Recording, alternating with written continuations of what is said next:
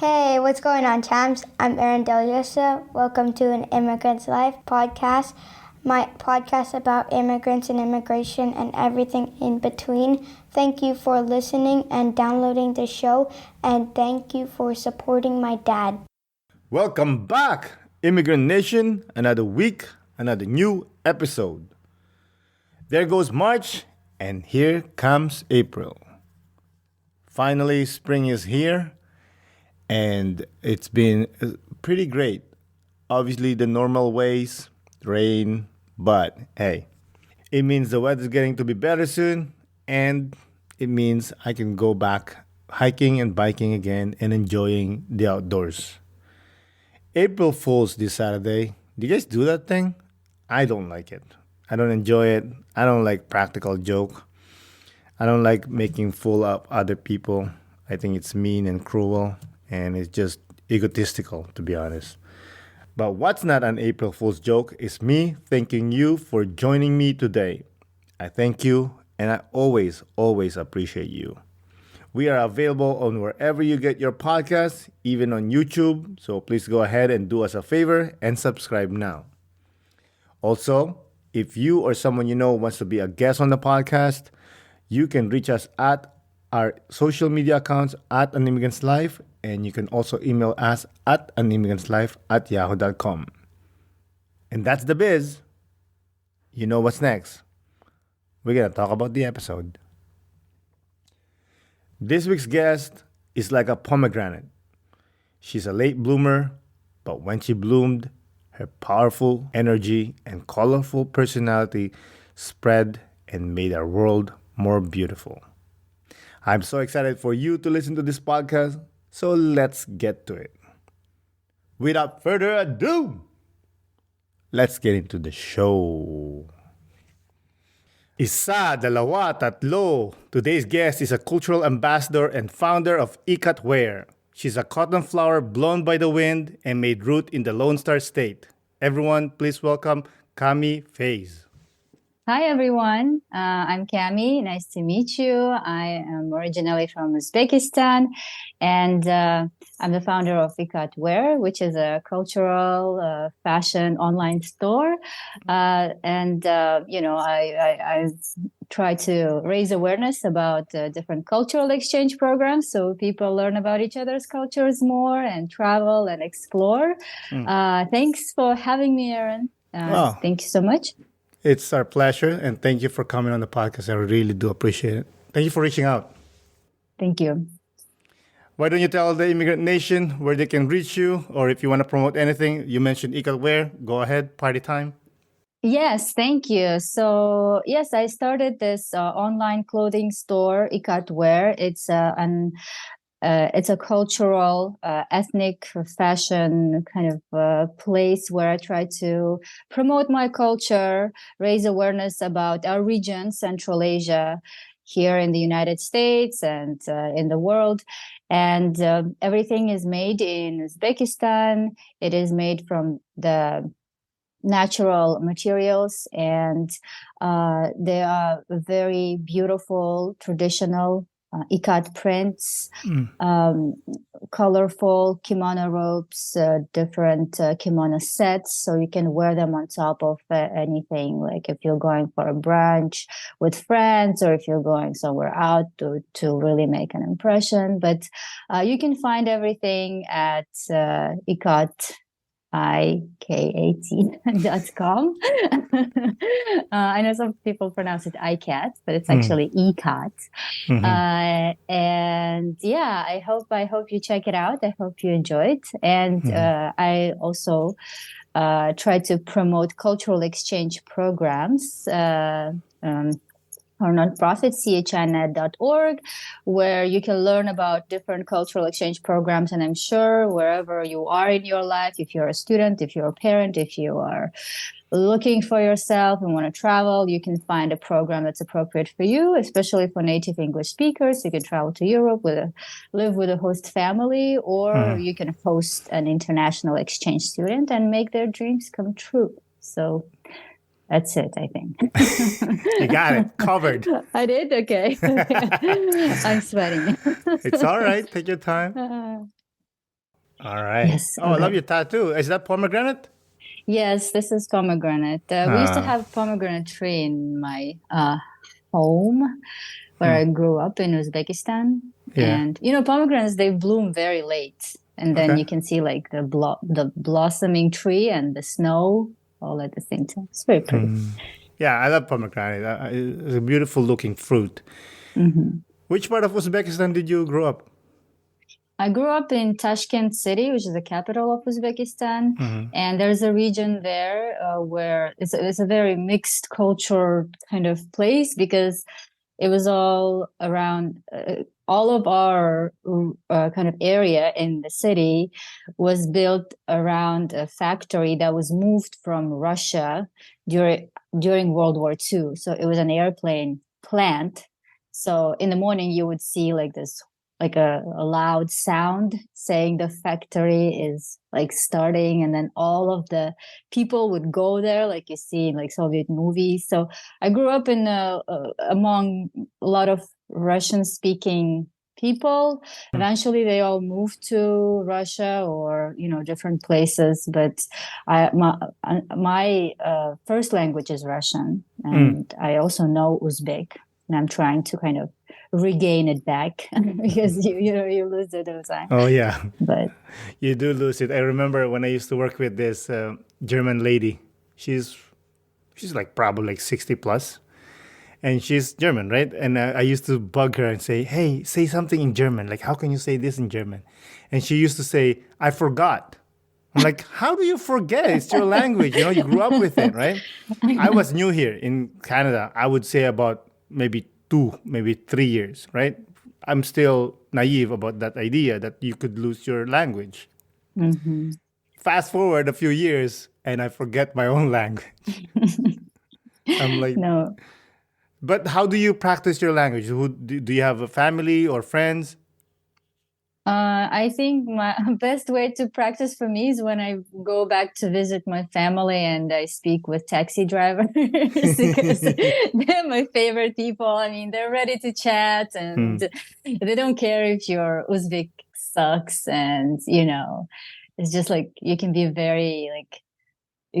very loud with them and kind of express yourself, and then you'll never see them again.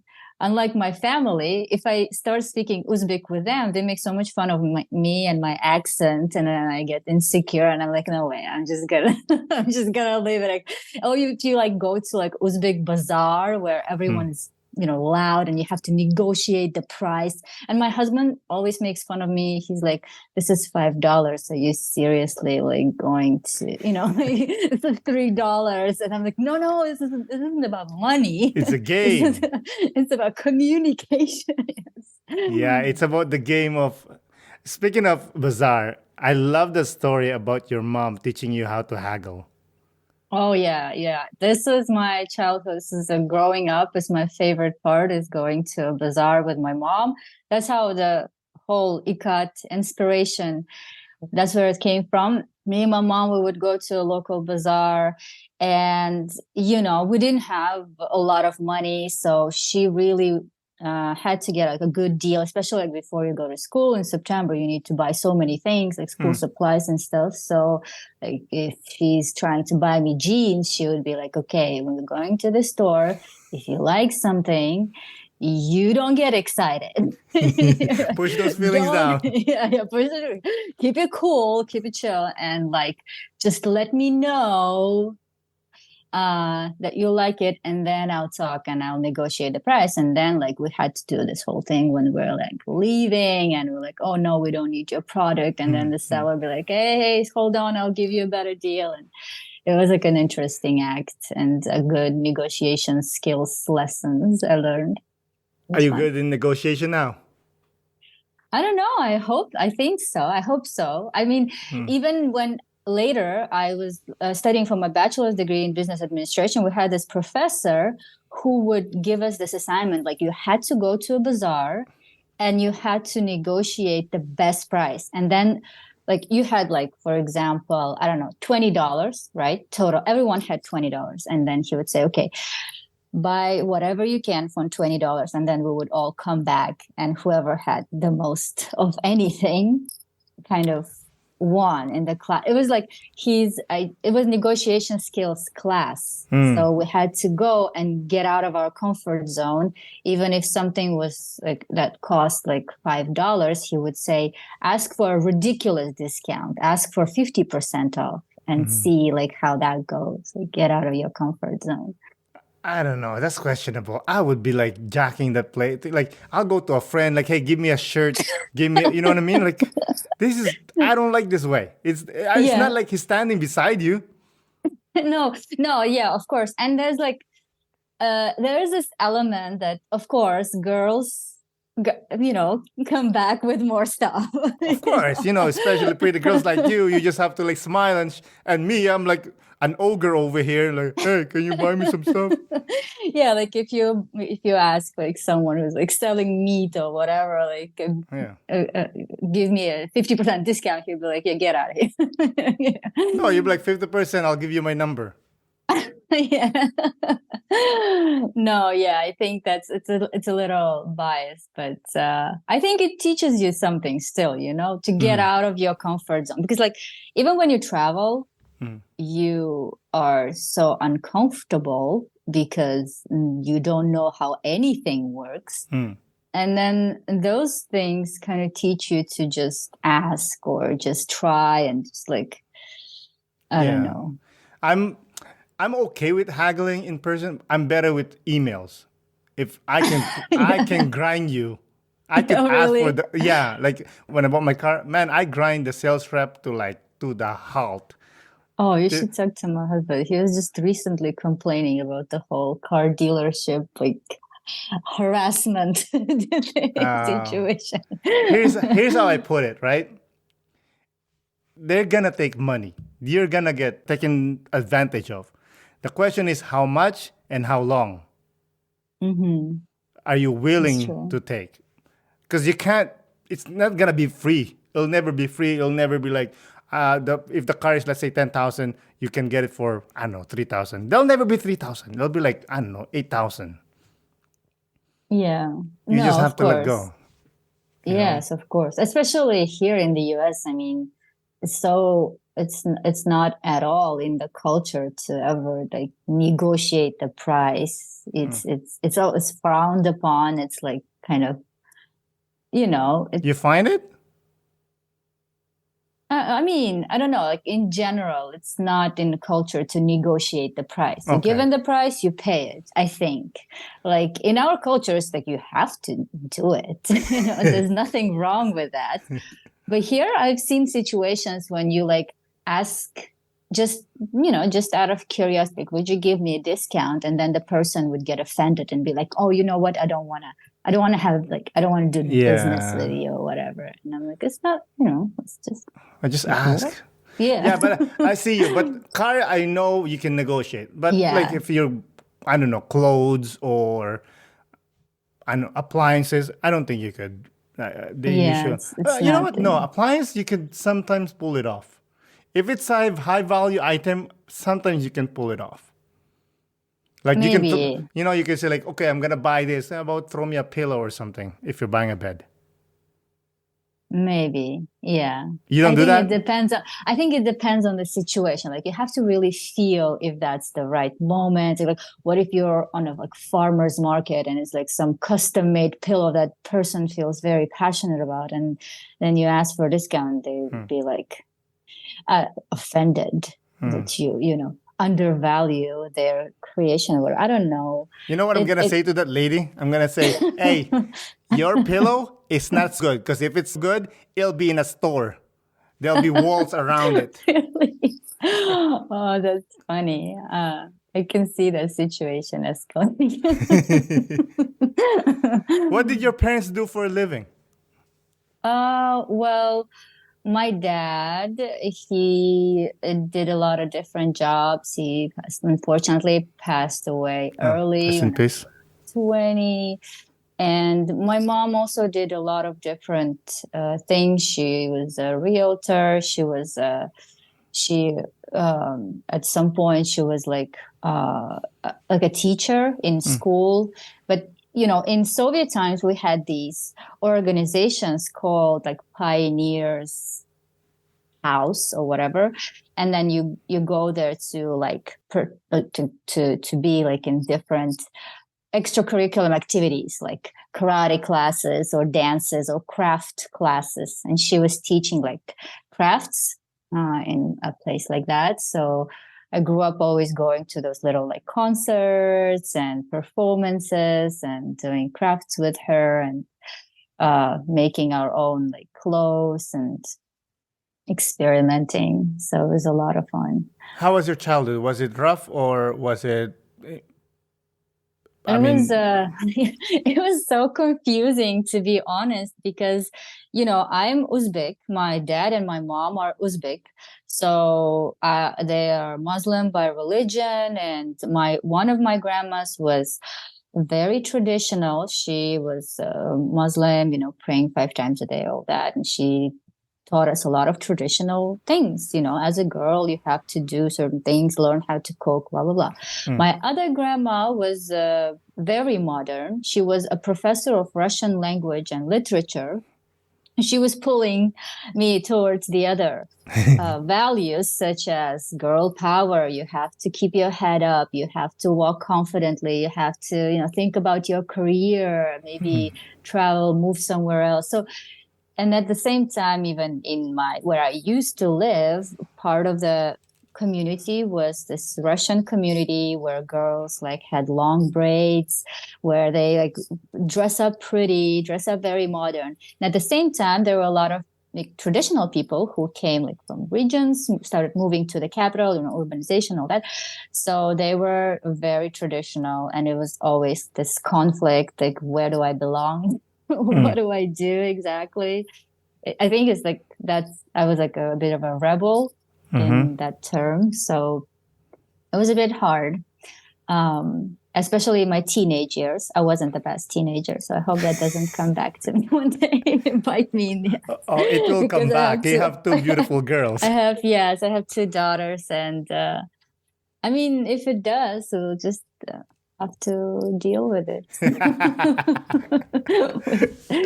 And then mom will go look up to you and say, "Remember? Yeah. Remember?" Oh, she's all ready. Yeah, she's ready. She's like, "Oh, I'll be on your daughter's side, like always." I'm like, I'll be the grandma. So That's funny. When you were 16, you won a scholarship to move to the U.S. in Farmersville, Texas. Oh, yeah. So there's this program. It's called FLEX, Future Leaders Exchange. It's a U.S. Department of State sponsored program. So anyone who is in those countries that are people who can apply from those countries, they get everything. Like their trip is paid for. They have a small allowance. They live with a host family, and they are high school students. So usually, most of the post-Soviet countries can apply to that program. And it's a great opportunity. If I don't know if someone listening or know someone who's studying in high school and from those countries, you should definitely try, because you just have to take like English exam and then write a couple essays and then pass an interview. But English isn't even the main requirement. The main requirement is your ability to express yourself. They just want you to see that you're open-minded, able to live with a host family abroad. And that was the most life-changing step for me when I was 16 years old, Uzbek girl, living in Uzbekistan, to travel all across the ocean and live here in Texas, in Farmersville, this very small town. Not what I imagined America would be. There's Exactly. no skyscrapers. Well, no skyscrapers, but I was like, I don't know why I was, maybe also because in high school, like, I was very miserable, like a lot of drama, and I was so happy to go to United States, and everyone was like happy for me. And I was still loving it. I love my host family. They taught me a lot about American culture. My high school, it was so different from my high school in Uzbekistan. So informal, so free. Kids could like put their feet on tables in front of a teacher. And I was like, oh my God, this is, I remember like the first day of school in the United States, I came so dressed up. And it was so awkward. What's It dressed was up? What's so dressed up? embarrassing. I had this like skirt and I had high heels. And I had this like shirt that was like button-up shirt with the collar and everything. And then everyone was like in their PJs and like slippers. It was a culture shock moment, and I didn't know what to do. By the way, if you before you left the house, your host family didn't say, "Hey, by the way, we don't dress like that here." No, my host family was very. I mean, they were just kind of, do your thing, figure it out on your own. I think like if they said that, I don't know how I would perceive it. And I mean, I wasn't dressed in a horrible way. It was still acceptable attire. It was just a little over the No, standard. it's perfect. So, It's beautiful. It's just obviously I understand that you're overdressed. Yeah, But, yeah. as a host family, they would like, hey, by the way, I'm just letting you know. Yes, maybe a little heads up would be nice. you know. How did who pushed you to move and to take that experience? Did mom push you to apply? Yeah, it was more my grandma on my dad's side, the one who was like Russian The professor professor. of Russian English. Yeah. She was an incredible woman. She achieved a lot despite the time. She was one of the few like female professors at the time from that region, and she lived in other countries. But she loved me so much. She was like, I was her favorite, and she loved me so much. She wanted me to travel. She wanted me to like do great things with my life.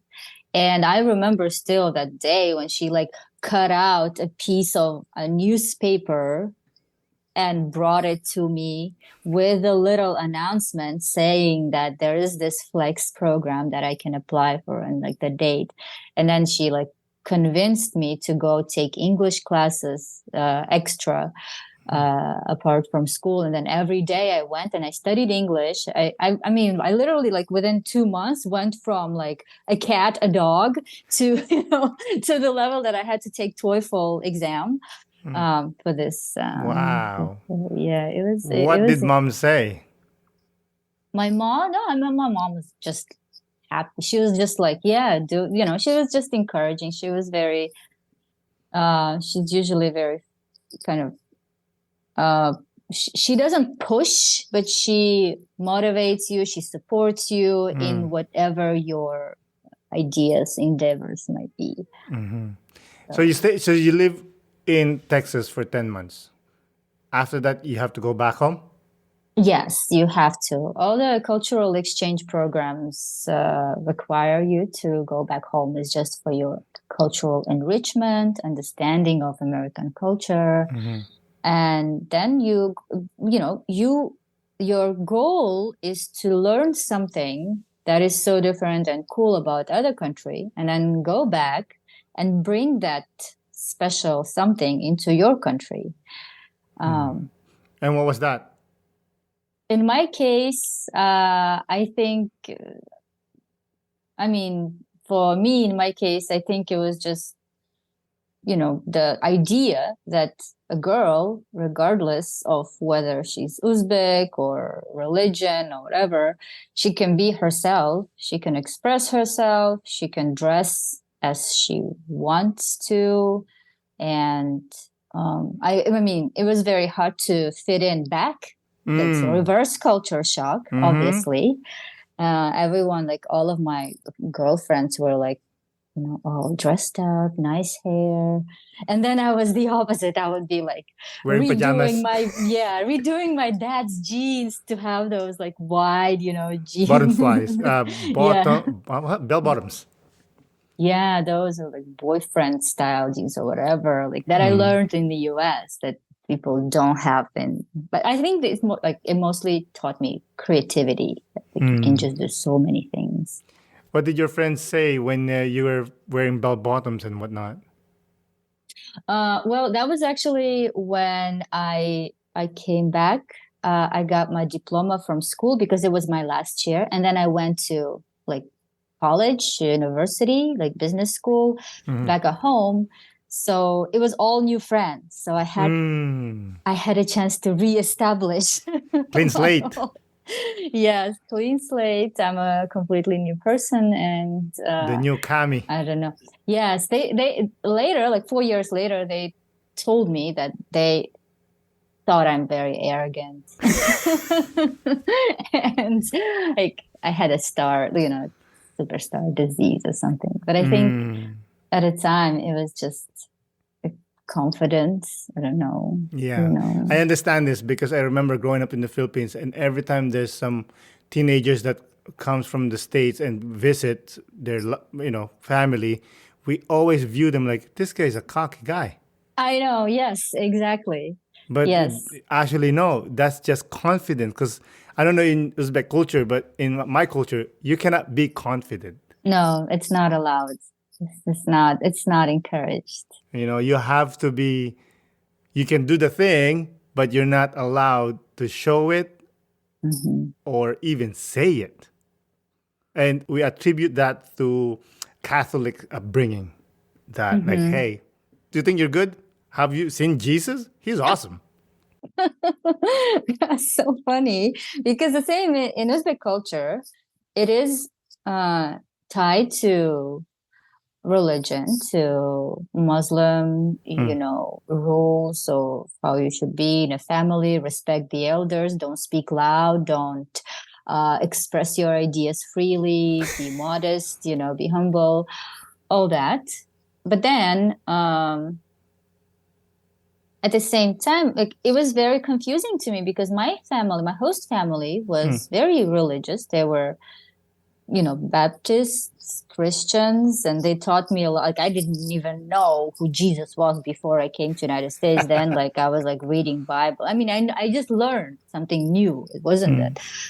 And then when I went back, I realized that um, no, like you have to adjust back still because it's a different culture, Mm-hmm. and it was a process, definitely. Mm-hmm. Two beautiful daughters you have. Did you always want to be a mother? Oh yeah, I always wanted to be a mom, and I wasn't really good with kids. But now I have two kids, and it's funny because they're both like, they're both American. I'm an immigrant Mm. mom, Mm. and it's so confusing sometimes what to teach them too. Like even if on this topic, right? Should I teach them to be like more confident, but then at the same time, I want them to be a little respectful, a little, Mm. know and feel the grounds, and so. But I want them to speak up and express their ideas. But I also, want. And it's such a thin Mm-hmm. balance. Yeah. So how do you find the balance? I don't know. I mean, so sometimes it's just survival. It's just like you have two kids. You want to do something, but then you just like you try to at least have some time with each of them and encourage their creativity and embrace them the way you are.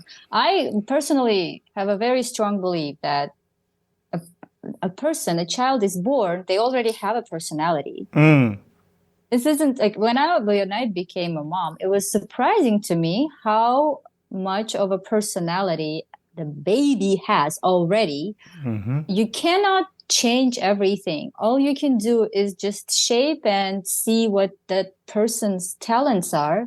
Mm. And if you're lucky enough to like identify, maybe you can encourage, maybe you can feed that seed and then something grows out of it. But it's not like you can take and like change them 180% degrees. You have to really find that identify that talent. Like one of my daughters, she's very creative, she's very like she's Alice in Wonderland always. She's like singing and dancing and unicorns and rainbows, and she's always into crafts and arts and stuff like that. Mm. The other one's like she's only 1.5 years old. She is so serious. She's dead serious at all times. You cannot make her smile, laugh, and she's like very, she's very I don't know, I already see that personality, even though she can't talk yet, she can't express herself, but you have You to can see it. observe. Yeah, you Yeah. have to She knows observe. what she wants. I think she'll be that type. Yeah, she will know what she Yeah. wants, which is good, which is Yeah. so good. I hope so, because with immigrant mom like me, most of the times I don't know what to do or what I want, and it's Same good here, that homie. they. Same here. Yeah. I have two kids too. I have Oh, you two. do? Oh my Yeah. gosh, I thought you were like 20. Oh, You thank look you. so I'm young. 40. Oh my God, seriously? Yeah, I'm 40. It's 40 crazy. years old. How old are you? Oh, oh, I know. Well, I now feel like 50. I look at you. You You're look so 50? young. No, I'm Oh, 35, but 35. Yeah, you look young, thank you. but thank you too. It's the rice. No, I'm joking. Yeah. So, You have two boys, two girls? boys. I only make boys. Oh, oh, I did things when I fun. was young. I don't want to pay for them. But yeah, they're awesome. And like you said, that us being immigrants, we're stuck in this two culture and you have to choose which culture you're going to use. Mm-hmm. This is having older kids compared to yours. This is how I dealt with it. Is it depends on the situation. Whatever I think it's better, I'll approach it. And trust me, you will always make mistake, but Mm-hmm.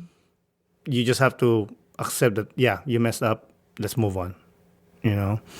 Like, so in our culture, to show respect is you hold an older person's hand and then you put it on your forehead. Mm-hmm. And then you say mano po. It means, it's like, please, it's something like bless me. Mm-hmm. It's to show respect, right? So now my wife is Canadian. She's not Filipina. So now that added another layer, right? Yeah. So we spoke about it and I said, hey, I'm not 100% like, let's follow Filipino culture, but this one thing I like for them to follow. This would be nice. It shows them respect. So I tell them, okay, if you go to a Filipino house, you do the mano po. If you go Mm-hmm. to your Canadian side, you don't have to do it. It's okay. Mm-hmm. So that's just how I approach it. It's like the situation happens, and then you react. It's like instinct. You'll know. It's in your heart. Yeah, I mean, it's the same with me because I am Uzbek. My husband is Russian. We live in US. It's like my daughter said, so what am I again? I'm like, oh, You're a mutt. yeah, exactly. So I want some of the things from my culture for them to follow. Like I want them to say hello in Uzbek when they're with my family because it's respectful. It's like you said, we have to say Assalamu alaikum. You have to say that in that language. But then with my husband's family, you can say that in Russian. And certain things like when you finish the meal, you have to say the blessing. Like we hold our hands and then you say like it's not like a blessing, it's like a Muslim version. When you say what your wishes are and then you kind of wash your face with them. After the meal? Something. After, sometimes before, sometimes Okay. when you have a guest in the house. But anyways, like for my kids, whenever someone is doing like Omi, they have to also do Omi. That's cute. Got it. Yeah. So Yeah. So see, for me, little things like that, it doesn't. You know what I mean? Like it doesn't affect much on the Western idea in the Western culture. So for me, yeah, that's cool. I like that. But if it's there's some culture that you have to carry these. Like I remember there was a situation here in Canada. There's this group of, I don't exactly where they're from, but I know they're from India. And in their culture, the men, when they turn, I think, 17 or 16, they have to carry a knife, like a little knife, to show that you're a man. And they wanted to carry the knife. I'm like, yo, bro, wait a minute. You cannot carry a knife. And then they're saying, this is our culture. This is our culture. You should respect it. I'm like, yo. This is a knife. we're talking about here, you know? Yeah. I'm okay, like, hey, come in, do your culture, make our culture better. But there are levels, there are boundaries that you don't cross. Yes, I agree. I think it's good to have certain values, to have your, and even like later, I think they will kind of come to this cultural identity, maybe search or cultural identity crisis at some point, because they will still be different from average American. I mean, even right now, like sometimes she goes to school and she asks me, like, why no kids know about Uzbekistan? Not one kid in my Texas school. But I'm like, well, but it's good that, they also have some other students from other countries. I'm like, oh, where is this good student from? Like, he's from Israel. Sometimes it's good to have that diversity and some sense of like the world. But I already see that in the future, there will be like more and more questions, and some questions that I am asking myself right now. Where do I belong? Who am I? And, like every immigrant, I think, especially like at the first part, has that insecurity that I'm doing something wrong. Am I following the right rules? Am I doing everything right? Like there's this little voice that always is telling you, you're doing this wrong, you're doing something wrong. And the whole time you're thinking, ooh, how do I find the answer to that? But the answer isn't to find the right way to do things. It's to tell that voice to shut up. Because there is no right way to do things. It's just your way. And someone else does things differently. And that's the realization you come to for me after 10 years. 10 years later, after trying to be a photographer, fitness instructor, nutritionist, or whatever else I wanted to be to fit in, to trying to be in moms clubs where I would be the weirdo, and all like this community moms would be like sipping wine, and I was there like tired, and like I just wanted to come to my little immigrant party where a grandma would, without asking me, grab my child, and like hold her for 5 minutes so I can have a decent meal where everyone just shares their, food or something like that. Or gossip. Oh, gossip, yeah. And that over time you come to that, and that's like why I feel like finally where I want to be with my little ikat, with my job. It's good. Like, You found yourself? Yes, I think I found myself, because that's who I am. Like I have to pay some respect to my culture, and I have to always carry it with me. And having Ikat, being part of this cultural exchange has really allowed me to do that, expressing myself. What made you decide to start Ikat? Well, it's a bit of like, it's a long story, but I think what really kickstarted was like my mom. She's very important in my life. We are 3 kids, and she's a single mom who raised us almost all by herself. So it was very challenging, but she always shared so much love and so much. She gave us so much freedom to be creative, to follow our passions. And 1.5 years ago, she was diagnosed with breast cancer. And we were all in shock, because she's a very healthy person. She's pretty young. And so for me, it was also hard, because I just had my second child. Like I was still in postpartum mode. I was still in fog, and all of this is like, it was very challenging. And after she had a surgery and then she recovered, we all together, like we beat cancer, and I hope it never comes back. Congratulations. Thank you. Yes. And I decided to start this Ikat. It was kind of like I have to do something moment. It was, I wanted to pay tribute to my mom for her bravery, pay tribute to my culture for everything it's given me. And the shape of this kimono is like, if you see it, it's like, it's so freeing. Like, it's, like you walk and it's, the wind blows and it's so like liberating. I don't know. I feel like that's the spirit of when you're like, of victory. And when I saw that, when I went back to Uzbekistan, I was like, wow, this is beautiful. I just fell in love. I have to do something. I had this idea. So.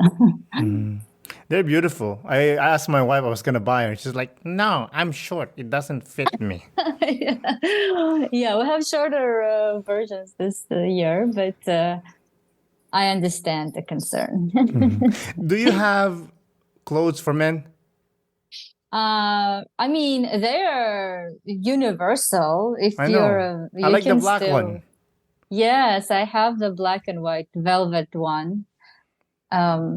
I can see that, like, so I even like, I have some influencer I follow like on TikTok, and I was like, oh, he would be really cool in that, because they're so posh. They're like, you're the king of the world kind of mode. I'll wear it at home. I won't wear it outside because I don't know. Yeah. Like it's kimono. It's like I mean, a beautiful patterns. By the way, I love the colors, but I don't think I don't know. Maybe one day if I go I think downtown. like it would be nice if you wear, like, if you go to like a vacation and then you're Yes. going outside in, like, to sit by the pool, but you want something on your shoulders. Yeah, I And don't want then to show my just dad bod. Uh, Do you import it or you buy it locally? How does it work? no, we import. Yeah, we import from. They're all made in Uzbek. And there's a group of women that makes it. How does the Yes, logistics? yes. Actually, it's funny. Like, the last time I met with this woman, it's a family-owned business. They make them all themselves. The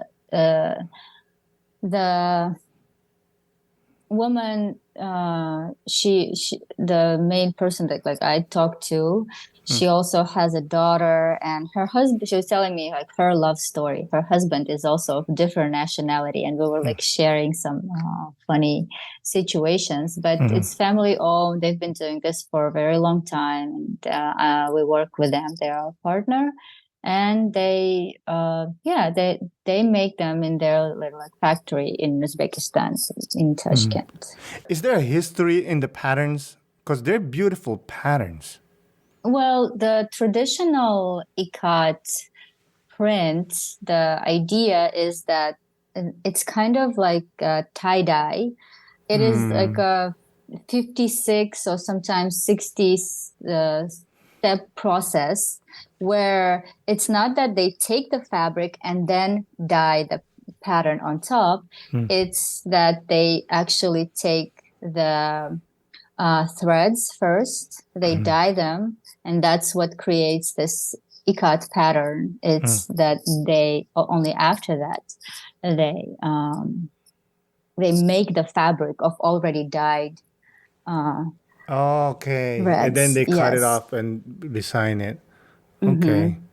Yes. So, of course, the technology is not exactly there, because the very natural fabric is very hard to handle. You cannot wash it in a washer. You cannot iron it. So this is a much modified version, so that it's much more practical for women to wear on an everyday basis. So I think this is a nice compromise, because that way you can really wear it, you can really show your culture, instead of just having it in your closet and never wearing, like we often do with our traditional clothing. Speaking of showing your culture, would you sell to customer that only like the clothes because they like it, or do you prefer for someone that is interested behind the history of the patterns?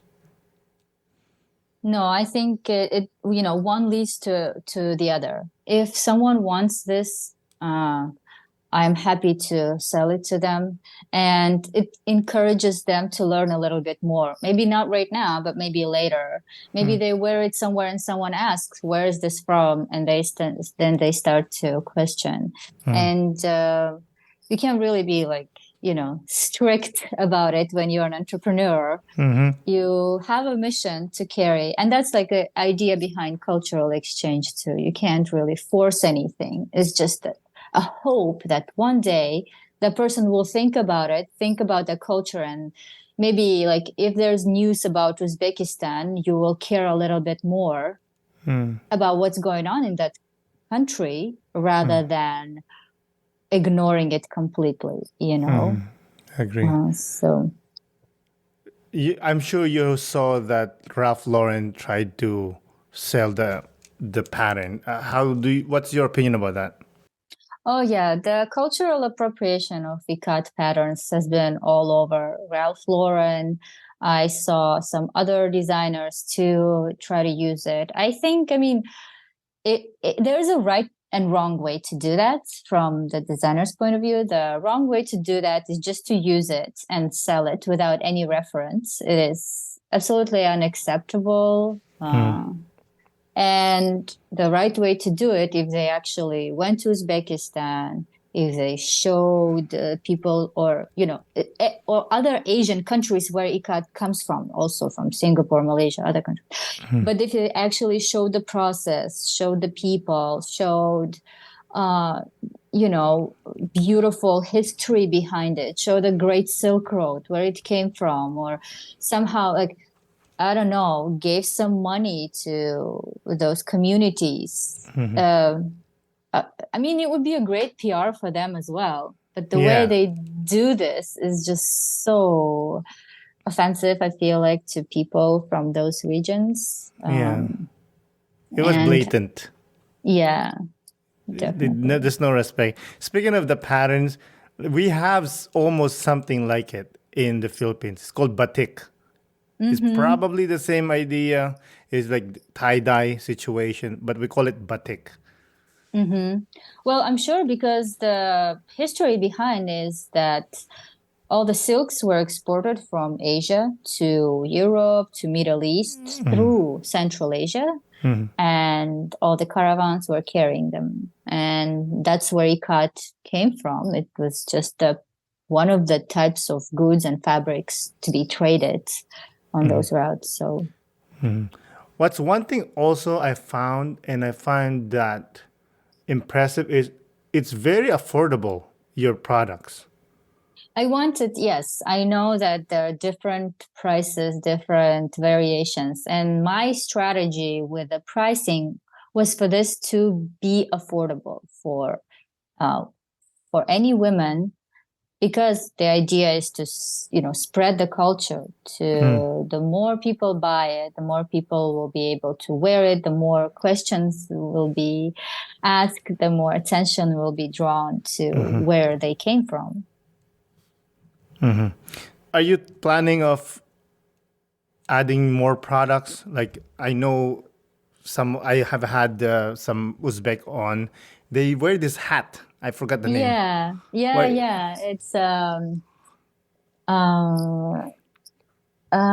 It's called, hold on. In the moment, I forgot the name. No pressure.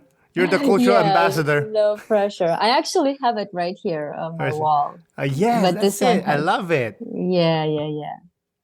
The hats, maybe no, but I wanted to, I'm thinking about adding little purses to my collection.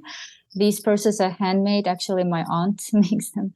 And I wanted to add a little ikat, like handkerchief to them, so that women can tie it and have it as an element. Because I know that kimono is a little bit, maybe a lot for every day to wear. But this little element could be also something that always reminds you of your home or where you come from, or of someone who comes from Uzbekistan. So it's like it's this little emotional connection. Or a scarf. Yeah. Yeah. I'm thinking of buying one. Like a nice one, like you said, I'm going to walk around like I'm the king of the house, Yes. That would be really cool, I think. This black and white one would be good. Because like I always say, and I would profess that I love Uzbeks. Like they are. Oh, really? Yeah, I love. Oh, that's nice. Yeah, I always say like apparently I'm a Central Asian now, because I love Yes, you do Uzbek. look a little. They're so kind. They're so supportive. Like obviously Kamilla Artinamti, my girl, um, Oh, yeah. um, Malika, and more of them. Like I always tell like, you guys are so kind. Like I've never met, at least that I have interacted online, that like abrasive. Yeah, I love these girls too, and they're much younger than me. I've never met them ever in my. I don't even know how I came about like to follow them, find them, or whatever. But I feel like I've known them forever, and I feel like it's just so funny how you can find this community of like-minded people online, and you just you feel connected because you are kind of serving the same mission, like spreading your culture or talking about your culture. Like it's amazing to me, especially in the post-COVID world, that it has become like possible. That I feel more connected to them than maybe some people that I've known in person for years. You're doing it too deep. Me, I just want to make sure that they send me some food. That's all I care about. I want a plov. Oh, you should come to Texas. We will make some plov. My brother-in-law makes great plov. I'm planning. Amazing I'm plov. planning. Yes. So let's talk about the cultural exchange program that you work for. What is it about? Explain how you got into it. Yes. So I was an intern in the organization Cultural Exchange. Cultural Homestay International is the name of our organization. CHI, that's short. And basically, the idea is to promote promote world peace through people-to-people exchanges. An example to that can be that, like, for example, if you have a friend who lives in Spain, next time you watch the news about Spain, you'll think about your friend, you'll care a little bit more about your friend in their country. And the idea initially of all cultural exchange programs came after World War II, when that was the Senator Fulbright in the US who really he realized that people live in such a bubble sometimes. They live in their country, they watch their local news, and especially like even now with the social media algorithms, you start only seeing content that's fed into your feed, and then you kind of live in your own little world. If you follow like organic food, then you only see organic food, and then you start like being more polarized. And that's what the whole cultural exchange wants to change. Is like you get out of this bubble, you travel, you exchange cultures, and then you start seeing world differently. Your mind expands, and we have many programs for someone who wants to host an exchange student, who wants to travel abroad, who wants to, if you have like a big business, you can host an intern or trainee from another country. So, but you can check them out on the website. I'll include it on the when I release the episode. What type of fees does include with it? It all depends on which program. Okay. For example, if you want to be a host business, of course, it's free for American or I don't know employers. If you want to be host family, it's all volunteer based. And we have such cute students from all over the world, from Japan, Thailand, from Spain, Germany. If you go to our Instagram page, there's a very cute video where they all share one weird things they learned about America. It's very funny. Like one of them says, Americans ask Alexa everything. But it's, you make somebody's dream come true. If you have an extra room, if you have a teenager in the house, it's educational for them too, to learn to appreciate some things they take for granted. And somebody comes from like Turkey, or somebody comes from Thailand, and they learn what different teenagers are doing. So a lot of the times it's that. And you can choose the country you're going to. Well, yeah, see, there are two types. One, there's like outbound program where you go from English speaking country to Europe, for example, to live with a host family. And then there are inbound programs when, for example, Americans can host exchange students from other countries. If you want to go abroad and you're a native English speaker, you can choose a country. Mostly we work with Italy, France. Spain is very popular.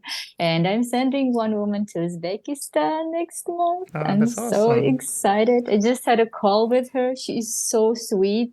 And she was asking me, oh, can you tell me some of the like cultural things, the unwritten rules and traditions? And I'm like, okay, if you're at a table, don't start eating first. You know, like small things that are like really specific. But yeah, we do that.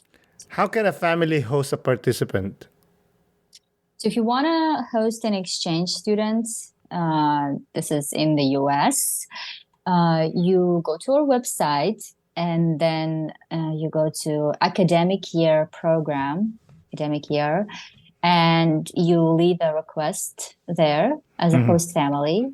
The website is easy to navigate, and you can even go and look at the Meet Our Students tab. And that's where you will see like short profiles of like, I am Kamilla from Uzbekistan. I like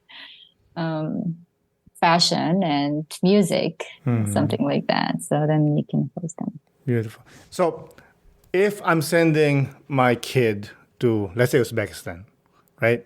How do you ensure the safety of the participants? All right. So if you're sending your kid, well, first they have to be of a certain age. So we used to have high school programs to go abroad, but right now we are pausing those programs because still recovering after the pandemic, the limited resources, it's a nonprofit, all that.